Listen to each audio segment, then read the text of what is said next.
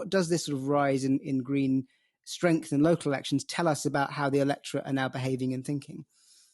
Well, I mean, first of all, I think I agree with you. It's one of the most under-discussed stories in not just this local election cycle, but the last 3 or 4 local election cycles. I think in every write-up of local elections I've done since 2019, I've had at least a paragraph where I've said, well, this is another strong set of local elections for the Greens. Something seems to be happening here. So this isn't a flash in the pan. It's been going on for a number of years. It's also very clear what the kind of political sociology of this Green support is. I mean, they are picking up some votes in conservative areas, it's worth pointing that out.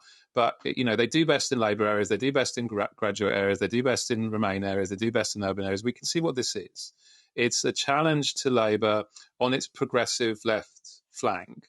And it's a challenge that now has a serious and credible base in local governments. So I do think that round about a year or 2 from now, if you're continuing, I don't know if you still call it the power test once they actually are in government, if we're doing this in May 2026, we'll be like, oh my goodness, look at all these Green councillors all the way across these Labour councils. What does this mean? Is it going to pull Starmer to the left and so on?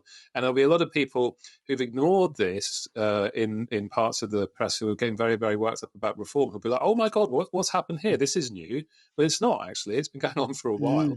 And what I think it does point to, which we also see in the opinion polling and the political science surveys and stuff like this, is the left as we conceive it now is a much less partisan left than it used to be. It's a broad tent, a big tent that includes a lot of people whose relationship to the Labour Party is much more transactional than emotional. These are not partisan Labour voters. These are voters who are going to be willing to consider other options. We know they're going to be willing to consider other options because they are actively endorsing other options.